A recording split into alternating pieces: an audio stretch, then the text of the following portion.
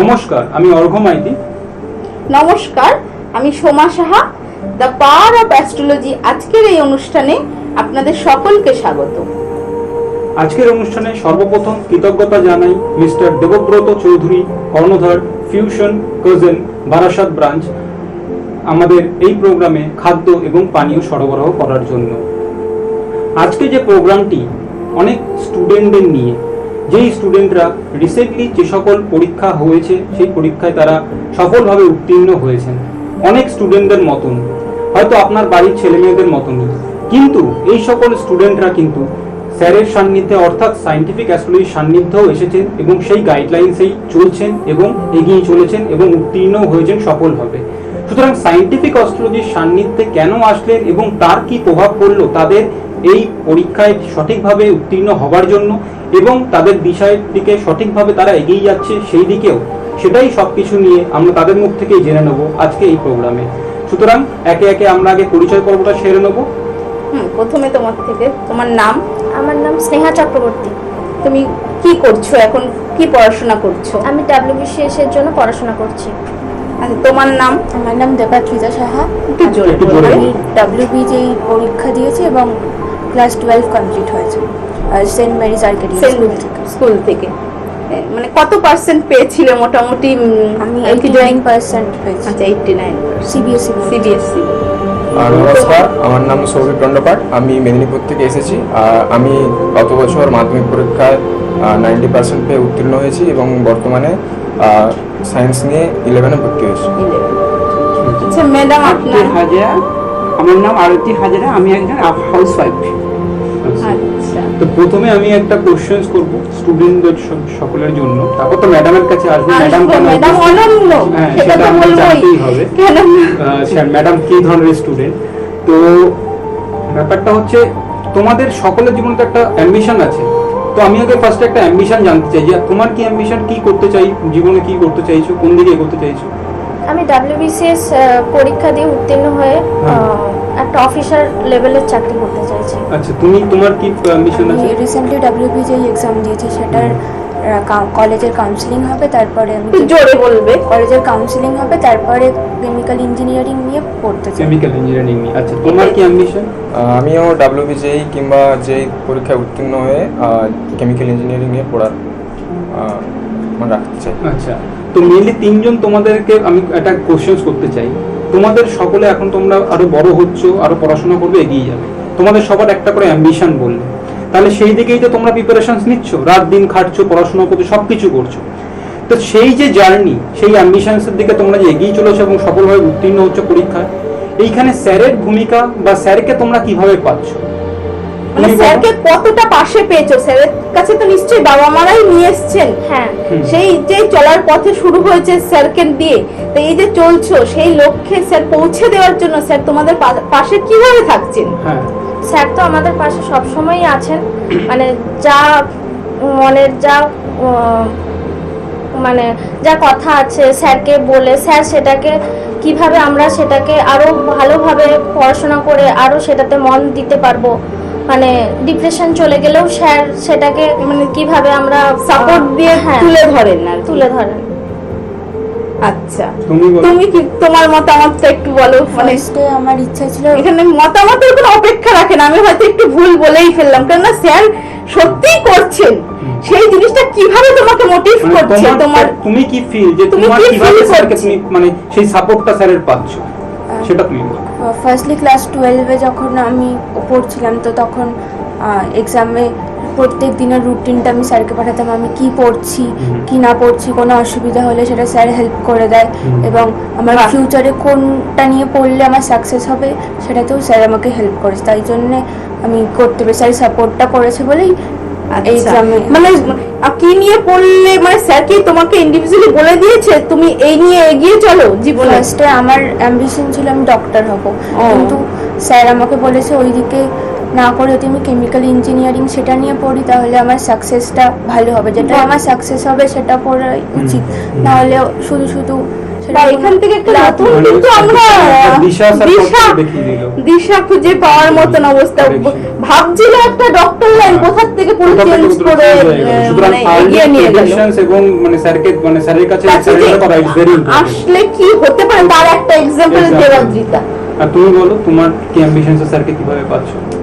Class 10-এ যখন আমি প্রথমবার স্যারের কাছে আসি তখন স্যার আমাকে যা যা উপদেশ দিয়েছিলেন আমি তার সেদিন থেকেই ফলো করতে চালু করি। আর স্যারের কথাগুলো আর উপদেশগুলো আমি নিজের লাইফে এখনো পর্যন্ত মানছি। আর আর সেই সমস্ত উপদেশ শুনে আমি মাধ্যমিকে 90%-তে সক্ষম হয়েছি। আর যেহেতু আমি একজন অ্যাভারেজ স্টুডেন্টই ছিলাম, কিন্তু স্যারের কাছে আসার পর আমার এই পার্সেন্টেজটা একটু বেড়েছে। আর 11-এ আমি যেই পরীক্ষাতে মানে স্যার কিভাবে মোটিভ করলো তোমাকে, এই যে পার্সেন্টেজ যে বেড়েছে তুমি বলছো, স্যার কিভাবে মোটিভ করলো তোমাকে? স্যার তো দূরে থাকেন, স্যার কিভাবে তোমার সাথে তুলে ধরছে? তো স্যার প্রথমে আমাকে দেখে আমার ভিতরে যে খারাপ অভ্যাস কিংবা খারাপ গুণগুলো রয়েছে তা প্রথমে আমাকে বর্জন করতে বললেন। আচ্ছা, তারপরে আমি সেই কথাগুলো সত্যি নিজের মন থেকে পালন করার চেষ্টা করলাম। আর আমি দেখতে পেলাম যে আমার লাইফে অনেক কিছু উন্নতি হচ্ছে, চেঞ্জ হতে লাগলো। তো তারপর থেকে এভাবে আমি স্যারের কাছে থেকে স্যারের উপস্থিতি অনুভব করতে পারি এবং স্যারের সমস্ত কথাগুলো নিজের লাইফে মানার চেষ্টা করি। আর আচ্ছা, এখানে বলুন আপনি ম্যাডামের কথা সবাই জানার জন্য অপেক্ষা করছে আর কি। এবং আপনি এত এজেড পারসন এবং স্যারের একজন তো স্টুডেন্ট, সকলের মতো, সকলেই but এরা student। আরো পরীক্ষা দিচ্ছে সেই ধরনের স্টুডেন্ট, আমরা সকলে যেরকম স্টুডেন্ট আপনি সব জায়গায় স্যার যদি ডাকেন বা না ডাকেন স্যারের সঙ্গে থাকার বা স্যারের কাছে থাকার চেষ্টা করেন, মানে কোনোভাবে প্রোগ্রাম হচ্ছে খবর পেলেই আপনি চলে আসছেন। তো সেই জায়গাটা এরকম একজন স্টুডেন্ট হয়ে ওঠা মানে এই টান, তারপরে শুধু উনি কত একজন বিখ্যাত মানুষ। আপনাদের একটা বিজনেস সম্বন্ধে হাজরা ফার্টিলাইজারের নাকি ইন্ডাস্ট্রি আছে আপনার, মালকিন। সুতরাং সেই জায়গাটায় দাঁড়িয়ে আপনি এত মানে কাজবাজও হয়তো থাকে, অনেকগুলো দায়িত্ব মানে যেরকম হয় অ্যাকচুয়ালি, সেই জায়গায় দাঁড়িয়ে এই টান এবং স্যারের কাছে সবসময় যেন দৌড়ে ছুটে আসা, মানে এই হিসাবে একটা স্টুডেন্ট হয়ে ওঠা, সেটা আপনি আপনার প্রতিক্রিয়া বলুন, এটা কেন, এটা কি? স্যারের কাছে যখন প্রথম মানে আমি আমার ছেলে এবং আমার হাজবেন্ড, আমার ছেলের জন্য গেছিলাম ব্যারাকপুর চেম্বারে। তারপর স্যার আমার ছেলেকে বললো তোর মাকে একটু ডাক। তা আমি মানে ছেলের সঙ্গে স্যারের কাছে ভেতরে গেলাম। স্যারকে ভেতরে ঢুকে স্যারকে দেখে মনে হয়েছিল, মানে আমার যেটা ব্যক্তিগত মতামত, যে আমি ঈশ্বর দর্শন পেলাম। মানে সেই দিন থেকে মনে হয়েছিল যে স্যারকে মানে স্যার একেবারে নিজে, স্যারকে সব কথা বলা যায়, কি সাংসারিক মানে আপনার কাছে বয়সটা ম্যাটার করছে না, সব বলা যায় না, আপনার কাছে বয়সটা ম্যাটার করছে। আমি ছাত্রী, স্যারের ছাত্রী, স্যারকে সব বলা যায়। এবং স্যার হয়তো সব সমস্যা, আমার অনেক সমস্যা ছিল সংসারে, স্যারকে বললে আমি সেই সমস্যা থেকে বেরিয়ে আসতে পারবো এবং পেরেওছি। স্যারকে মানে স্যারের কাছে 2 মাস হয়ে গেলেই না আসতে পারলে মনটা ছুটে যায়। আর স্যারের এখান থেকে যাওয়ার পর এই যে আজ আমি বাড়ি ফিরবো, ফিরে আমার এখন অনেক দিন মনটা খুব ভালো থাকবে যে আমি স্যারের কাছে গেছি। মানে আপনার ভালো থাকার ওষুধ বলতে চাইছেন আপনি, স্যারের দর্শন। আবার কিছুদিন হয়ে গেলেই না মনটা খারাপ হয়ে যায়, মনে হয় স্যারের কাছে চলে যায়। খুব ভালো লাগে স্যারের কাছে আসতে, স্যারের দর্শন পেতে। সর্বোপরি একটাই কথা বলা যায় যে আপনার মধ্যে একটা টান বা একটা যোগাযোগ তৈরি হয়েছে, মানে এই জন্য আপনি স্যারকে ডাকার অপেক্ষা রাখেন না, যে নিজেই যে মানে আমার একটা ছবি স্যার মানে স্যারের ছবি আমার মাথা গোড়ায় আছে, উঠবো স্যারের দর্শন করে আবার ঘুমোতে যাব স্যারের দর্শন করে। মানে সবসময় আমি চলাফেরা করি, হাঁটা চলা করি, সবসময় আমি স্যারকে স্মরণ করি। আর সব কিছু থেকে আমি মুক্তিও পাই, মানে একটা সামান্য কিছু হলো স্যারকে স্মরণ করি। যে আমার ছেলে রোজই গাড়ি নিয়ে বাইরে বেরোয়, ছেলেকে বলি বাবা স্যারকে স্মরণ করে গাড়িতে স্টার্ট দিবি, বহুত দূরে দূরে চলে যায়, রাত 1টা 2টো 2:30টা এরকম সময় বাড়ি ফেরে। আর যতক্ষণ না বাড়ি ফেরে স্যারের নাম করে যে কখন আমার ছেলে বাড়ি ফিরবে, যেন কোনো বিপদ আপদ না হয়, তা সবকিছু থেকে মুক্তি পাই। মানে একজন যে কত বড় ছাত্রী, মানে বয়সটা ম্যাটার করে না, এটা সবাই মানে অপেক্ষা করছিল। খুবই ভালো লাগলো আপনার কথা শুনে ম্যাডাম। তোমাদের কাছে আসবো নেক্সট কোশ্চেন দিয়ে, সেটা হচ্ছে স্যার যে বলেন এই ডিসিপ্লিনের ব্যাপারটাই। হ্যাঁ, স্যার যে মানে প্রত্যেক ছাত্রছাত্রীর ক্ষেত্রে স্যারের তো একটা নিয়ম আছে, এরকমই জানি আমরা, যে নিয়মানুবর্তিতা যেগুলো, সেগুলো নিশ্চয়ই তোমাদের উপরেই স্যার ইমপ্লিমেন্ট করেন। তা সেইগুলো নিয়মগুলো পালন এবং করার নিয়মের সময় সঙ্গে সঙ্গে আরেকটা জিনিস স্যার কিন্তু বলছেন যে তোমাকে আমি উপযুক্ত করে তুলছি, তোমাকে আমি কিছু পাইয়ে দেবো না। তো সেই উপযুক্ত হও সেই জন্য ব্যাপারটাই তোমাদের নিয়মটা যে- নিজস্ব প্রতিক্রিয়া কি, মানে সেটা স্যার কি সেটা বলছেন এবং সঠিক করছেন, সঠিক সেই করছেন? ছাত্র জীবনে যে পাওয়ারটা দিয়ে মানে তুলছে প্রতিক্রিয়া, মানে স্যারের যে মানে ধারণা বা ডিসিপ্লিন এবং তোমাকে উপযুক্ত করা, সেই যে মানে রুলসটা, রুলসটা। এটা কি ঠিকঠাক, এটা কি ঠিকভাবে হচ্ছে ব্যাপারটা? তোমার তুমি কি বলবে বলো?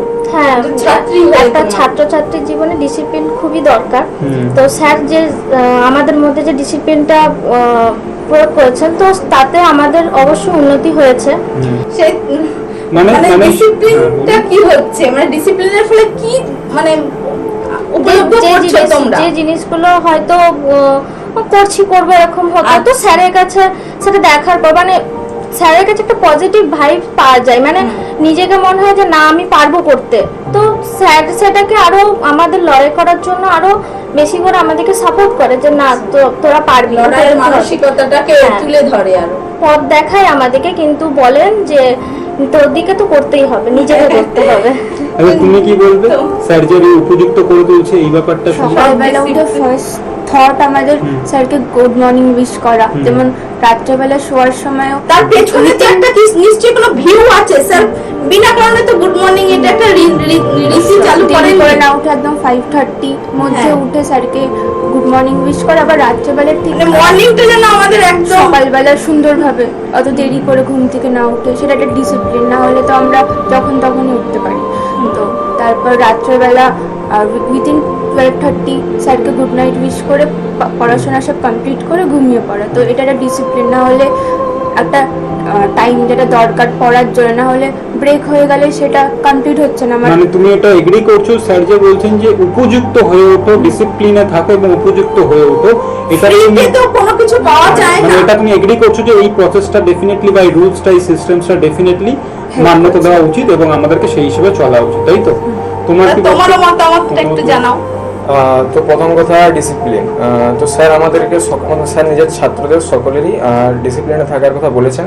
তো এরকম অনেকই ভালো স্টুডেন্ট রয়েছেন যারা হয়তো ভালো পড়াশোনা করে কিন্তু এই ডিসিপ্লিন, ইনডিসিপ্লিনের জন্য তাদের লাইফটা গড়ে উঠছে না। তো বলতে গেলে আমিও সেরকম এক ছাত্র ছিলাম। তো স্যারের কথা মতো নিয়মিত ডিসিপ্লিনে থাকার পর কিছু প্রভাব আমার উপরও পড়ে এবং আমিও নিজের বন্ধুদেরকে বলতে পারি যে ডিসিপ্লিনে থাকলে হচ্ছে যে কিভাবে নিজের উন্নতির সাথে সাথে নিজের সফল হওয়ার যে ইচ্ছা তাও ক্রমশ বাড়তে পারে। তো আমিও এখানে এগ্রি করি যে স্যারের যে ডিসিপ্লিন ছাত্র জীবনে উপলব্ধি করতে পারে, নিজের জীবনে accept খুবই করা। জরুরি, মানে স্যারটা তাহলে- ঠিকই করছে। তাহলে রিলেশনসে একটা কোশ্চেন আসেই তোমাদের তিনজনের জন্য, উইথ স্যার উইদাউট স্যার, স্যারের কাছে যখন আসোনি তখন তোমাদের কিরকম ছিলে, মানে স্যারের কাছে তুমি আসার নিজে পর কেমন? বা স্যারের কাছে আসার পর তুমি কি চেঞ্জ পেলে, বা স্যারকে সাথে পাওয়ার পর তুমি কি চেঞ্জ পেলে? উইথ স্যার এন্ড উইদাউট স্যারের মধ্যে কি তফাৎটা তুমি দেখলে? আগে তোমার আগে থেকে শুরু তুমি করি। কেমন ছিলে? তোমার থেকেই শুরু করি, তুমি বলো। স্যার মানে আগে তুমি কেরম, তোমার একটা ছিল, তোমার তার একটা এক্সাম্পল দিতে পারো? তুমি যখন পরে স্যারের সঙ্গে থাকলে, স্যার তোমার সঙ্গে আছে, সেই সময় তুমি কি চেঞ্জ নিজের মধ্যে পেলে বলো? স্যারের সঙ্গে দেখা করার আগে পর্যন্ত আমার মনে যে পড়াশোনার ইচ্ছাটা ছিল তা ছিল খুবই খামখেয়ালি। আচ্ছা। তো হয়তো আমি পড়তে বসতাম, হয়তো 1 ঘন্টা পড়তে বসে 10 মিনিট পড়াশোনা করে হয়তো তারপরে আমার মন অন্য কোথাও চলে যেত, আমি পড়া থেকে একদম বিচ্ছিন্ন হয়ে যেতাম।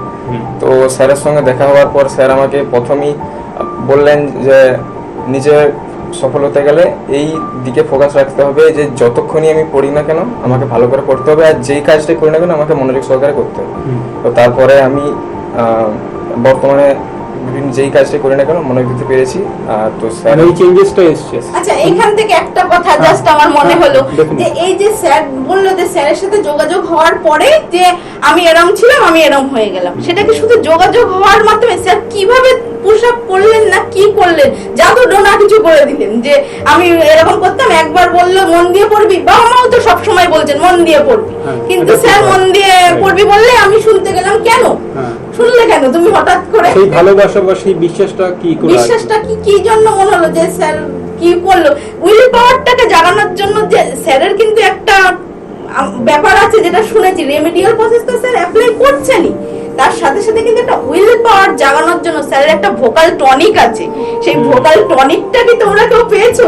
সেই জায়গা থেকে তোমার কি মনে হয় তুমি পরিবর্তন হওয়ার জন্য স্যারের ভোকাল টনিক তোমার কতটা রেমেডির মতন কাজ করেছে? তো স্যারের কথা শুনে প্রথমে আমি ভাবতে লাগলাম যে সত্যি এই কথাগুলো তো আমার কি কি বলবো, মানে জীবনে সত্যি একটু জোরে বলুন। একটু ক্ষতি করছে, তাই আমি ভাবলাম, বহুদিন ধরে ভাবলাম, এবং যখন এই জিনিসগুলো নিজের জীবনে আমি অ্যাপ্লাই করতে চালু করলাম, তখন দেখলাম সত্যি স্যারের যে কথাগুলো রয়েছে তা একদম ঠিক।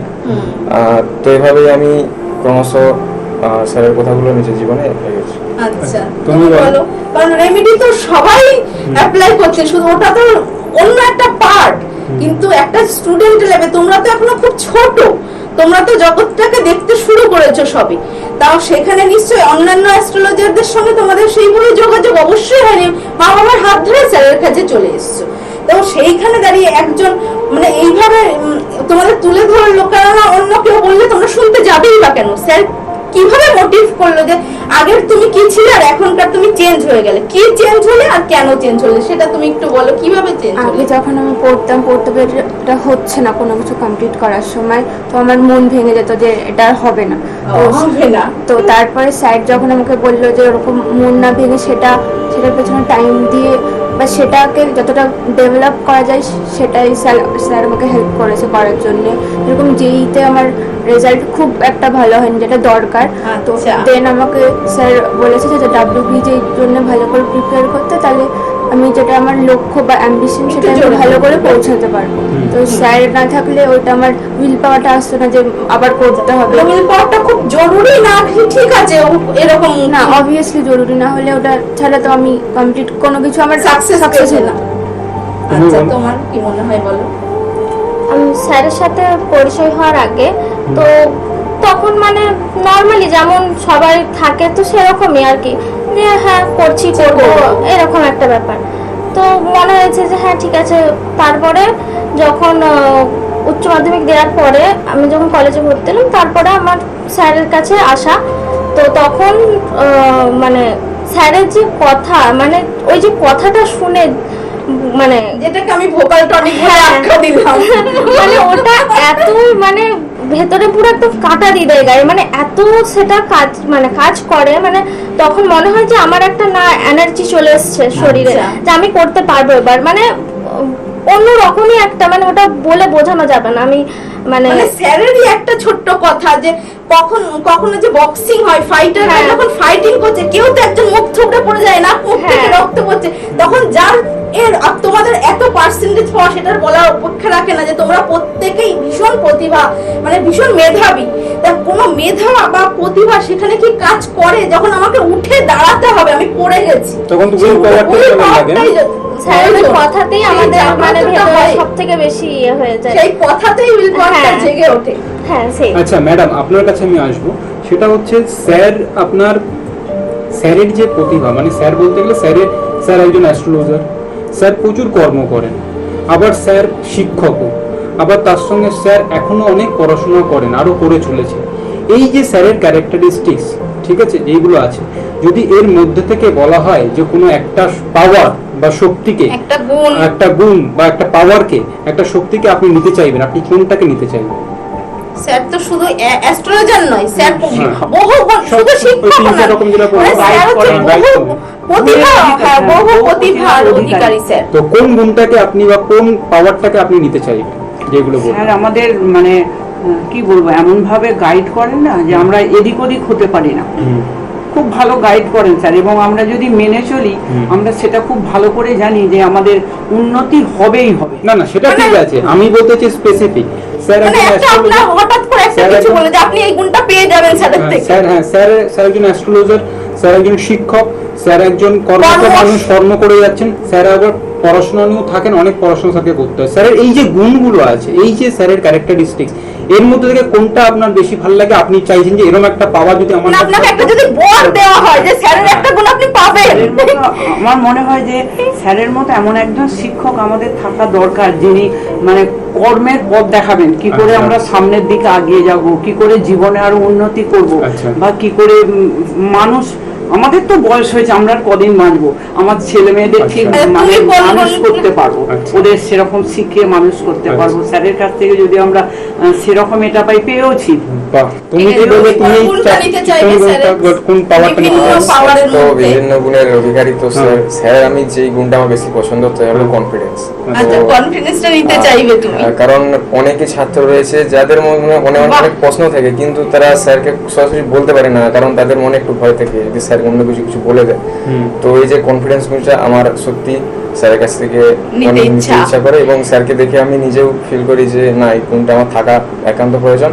কারণ পরবর্তীকালে যখন আমি অন্য কোথাও পড়াশোনাতে করার চেষ্টা করবো, তখন হচ্ছে যে অন্যান্য স্যারদেরকেও এই জিনিসটা প্রয়োজন হতে পারে। আচ্ছা, তুমি কোনটা নিতে চাইবে স্যারের থেকে? স্যারের স্যার, বহু গুণের মধ্যে স্যার যেরকম খুব হার্ড ওয়ার্ক করে, মানে কোনো ক্লান্তি বা ক্লান্তি টায়ার্ডনেস নেই স্যারের মধ্যে। আচ্ছা, সেটা বা আমি- বিভিন্ন গুণ কিন্তু এক একজনের এক একটা পছন্দ হচ্ছে। একদম, একদম। ওই কর্ম যে ব্যাপারটা, কর্মঠ মানুষ, কর্মের ব্যাপারটা, ওটা তুমি মানে hard work। যাতে করতে Hard work পারে, ব্যাপার। মানে ও খুব কর্ম ভালোবাসে, হ্যাঁ। সেখান থেকে বোঝাই যাচ্ছে। তুমি তুমি কি বলো। চাইবে স্যারের থেকে? আমিও স্যারের এর পরের কর্মচারী দিন চাই। স্যার সবাইকে সেটা সেটা দিয়ে দেবে। আমিও স্যারের কর্মচারী চাই, কারণ নিজে কর্ম করতে পারলে কারোর উপর নির্ভর করতে হবে না, সেটা সব থেকে ইয়ে। বাহ, well done, it's very good, মানে খুব ভালো লাগলো। তাহলে এখানে একটা আর একটা একটা ইন্টারেস্টিং কথা। কোশ্চেন্স আছে, এটা ম্যাডাম, সেটা হচ্ছে এনারা তো সবাই তো মানে স্টুডেন্ট, এখন হ্যাঁ। তোমরা সোশ্যাল মিডিয়ার সম্বন্ধেও জানো, হুম। আর দুনিয়ায় কি হচ্ছে, সমাজে কি হচ্ছে, আমরা সেই সম্বন্ধে খোঁজ খবর রাখি। এত অ্যাস্ট্রোলজার্স আছেন যারা কেউ বলছেন কেউ খাগের মানে খাগের কলম খাগের দিয়ে কলম দিয়ে লিখলে লিখলে 90% পেয়ে 90% যাবো। আমার কেউ কাছে বলছে আসলে, আসল কালা জাদু করলে তুমি হ্যাঁ, 90% একটা পেয়ে যজ্ঞ যাবে, করলে যজ্ঞ করবে নাই- ফ্রিতে। মানে কোনো হ্যাঁ, ইয়ে নেই। এই ব্যাপার। সেখানে দাঁড়িয়ে স্যার হার্ড ওয়ার্কের কথা বলছে, তোমরা হার্ড ওয়ার্কটাকেই দেখছি পছন্দ করছো হ্যাঁ, সবাই। সেই একই মত ব্যাপারটা- করছো। সেই ব্যাপারটা তাহলে তোমরা কেন? হঠাৎ করে হার্ড ওয়ার্কটাকে পছন্দ করতে গেলাম, যেখানে বেশ এনার্জি নেবো, বেশ টাইম মানে পাস relax করবো, একটা জিনিস রিল্যাক্স পেয়ে যাই। ফ্রিতে পেয়ে যাবো। বলো, সেখানে তুমি স্যার বলো। এত কর্ম করতে বলছে, Freely সেটাই তো কোনো কিছুই পাওয়া যায় না, তো হার্ড ওয়ার্ক না করলে কেউই আমাকে এসে দিয়ে যাবে কোনো না, যে যোগ্য পার্সেন্টেজটা করলে- দিয়ে যাবে না। আমি যদি পড়াশোনা করি তাহলেই আমি পাবো, তো সেটার জন্য উইথাউট হার্ড ওয়ার্ক আমি সেটা অ্যাচিভ করতে পারবো না, সেটা ফ্রিলি কেউই দেবে না। সে আমি যদি পরীক্ষায় ভালো করে সুন্দর করে লিখি বা কারেক্ট লিখি, তাহলেই আমাকে নাম্বার দেবে, তো সেটাই। আচ্ছা, তাহলে তুমি তোমার বলো। কি মনে হয় যে হার্ড ওয়ার্কটাই প্রয়োজন, কেন ওই মিরাক্কেল ম্যাজিক ছেড়ে? নিজে কিছু না করে সেটাকে বিনা পরিশ্রমে যদি সেটা পাওয়া যায়, সেটা কখনোই সম্ভব না, সেটা পাওয়া যায় না। তো যারা ওরকম বলে তো তারা ঠিক বলে না, তো নিজেকেই করে সেটাকে অর্জন করতে হয়। তোমারও কি সেটাই মনে হয়? হ্যাঁ, অবশ্যই সেরকমই মনে হয়। আচ্ছা, তাহলে ম্যাডাম আপনারও তো মনে হয়, আপনার তো এই জীবনে এসে আপনি যেটা বলছেন, পরিশ্রম করুন। পরিশ্রমের বিকল্প কিছু নেই, আমি পরিশ্রম করতে ফ্রিতে পারি। কিছু পাওয়া যায় না। এখন একটু অকেজ হয়ে গেছি পায়ের জন্য, নইলে আমি পরিশ্রম খুব করতে পারি। আচ্ছা, তাহলে আরেকটা কোশ্চেন আমি বলতে চাইছি, তোমরা তো সবাই স্টুডেন্ট, তোমরা মা বাবার সাথেই নিশ্চয়ই গার্জিয়ানের সাথে ফার্স্ট স্যারের কাছে এসছো, তো সেখান থেকে দাঁড়িয়ে স্যারের ক্যালকুলেশন, স্যারের প্রেডিকশন, স্যারের বোঝানো, স্যার তো অনলি ফর মানে অ্যাস্ট্রোলজারি ভাষায় কথা বলেন না, স্যার যেইভাবে বুঝবে তাকে সেইভাবে বোঝান। সেই জায়গা থেকে দাঁড়িয়ে সবকিছু বুঝলে বা রেমিডিয়াল প্রসেসে দেখলে সেটা তো একটা আলাদা মানে পার্ট। প্রথমে যেটা হয়, মানে হ্যাঁ, মনে হলো যে এক্স্যাক্টলি, মানে যে স্যারকে স্যার বলেই ডাকা যায়। মানে এখানে একটু আমি অ্যাড করতে চাই, সেটা হচ্ছে তোমরা যখন প্রথম গেলে তোমরা তো সাইন্টিফিক অ্যাসপেক্ট অত কিছু বোঝো না, স্যার যখন ক্যালকুলেশনস করে বোঝাচ্ছে হয়তো অতটা বুঝতে পারবে না, কিন্তু স্যার হিসাবে স্যারের মানুষটাকে দেখতে পাচ্ছ, তার যে ব্যবহার, তার যে রীতিনীতি, তার যে রুলস রেগুলেশনস, তার যে ভোকাল টনিক, তার যে গাইডেন্স, সেই ব্যাপারটাকে উপলব্ধি করতে পারছো। তো তার মধ্যে থেকে তোমাদের কোন ব্যাপারটা প্রথম দেখাতেই স্যারের ভালো লেগেছিল, এক এক করে যদি বলো। মানে স্যারকে স্যার বলেই ডাকা উচিত, অ্যাকচুয়ালি অ্যাস্ট্রোলজারদের তো কেউ স্যার বলেন না, কিন্তু আমরা সকলে স্যার বলে তাকে সম্বোধন করছি। শুধু ফ্রিতে তো করছি না যে স্যার বলতে বলে যে স্যার বলো তাই স্যার বলতে লাগলাম। তো কি কারণে স্যারকে স্যার বলা উচিত তোমার একটা বা মনে দুটো হয়? পয়েন্ট যেটা তুমি Just প্রথমে তোমার স্যারকে দেখলে, মনে হয়। স্যারকে না, এই জিনিসটা এটার ভালো জন্য আমার লেগেছে স্যারকে স্যার বলতে প্রথমবারই হবে। যখন গেছিলি। আমার যে খারাপ জিনিসগুলো সেগুলো স্যার যখন আমাকে বললেন যে এইগুলো করলে মানে ঠিক না তোর জন্য, তখন অতটা কিছু ইয়ে হয়নি। তারপরে আস্তে আস্তে যখন আমি বুঝতে পারছি যে না, স্যার যেগুলো বলছে আমার সত্যিই আমার জন্য ওগুলো খুব খারাপ দিচ্ছে। হ্যাঁ, মানে আমি তারপরে আস্তে আস্তে আমি বুঝতে পেরেছি। প্রথমবারে আমার যেটা মনে হয়েছিল, তার পরের বারে গিয়ে অন্যরকম, মানে স্যারকে যে স্যার তার থেকেও বেশি কিছু হলে সেটা আরো ভালো হয়, মানে স্যার এতই আমাদের সাপোর্ট করেন আর কি, মানে এইভাবে এগিয়ে নিয়ে যাচ্ছে। হ্যাঁ। আচ্ছা দেবাদ্রিতা, তোমার কেন মনে হচ্ছে? টিচাররা যেরকম আমাদের গাইডেন্স হয় পড়ার সময় যে এইগুলো করতে হবে বা এইগুলো করলে আমাদের আর বেটারমেন্ট হবে, তো সেরকম স্যারও সেই আমাদের তো অ্যাস্ট্রো সাইন্টিফিক ভাবে বোঝার সেটা আমরা বুঝতে না, পারবো না, right. তো স্যার আমাদেরকে কোন ভাবে কি করলে জিনিসটা ইমপ্রুভমেন্ট হবে, তো সেটাই স্যার আমাদের একটু তাহলে একটু- তোমার একটু জোরে বলবে, কুইকলি, তো স্যার- শর্ট। তো স্যারের কাছে যখন আমি প্রথম যাই, তো স্যার আমাকে কি প্রথমে লেগেছে? দেখে হ্যাঁ। আমার খারাপ গুণগুলো প্রথমে বললেন, তো আচ্ছা। তখন আমি তা শুনে খুবই আপসেট হই, কিন্তু স্যার তারপরে কিভাবে এই জিনিস থেকে আমি বেরোতে পারি, বেরোতে পারবো, মানে আচ্ছা। শিক্ষাটা ঠিক পেয়ে আছে। গেলে তুমি আর তো কি। যাই হোক, খুবই একটা আর ভালো ম্যাডাম তো আলোচনা, নিজের জীবনে ম্যাডাম শিক্ষা তো পেয়ে গেছে, বলার শিক্ষা কিছু পেয়ে গেছে এবং অন্য- চলছে। তো যাই হোক, আজকে সময় অনেক কম, তো আজকের মতন এখানেই, ধন্যবাদ।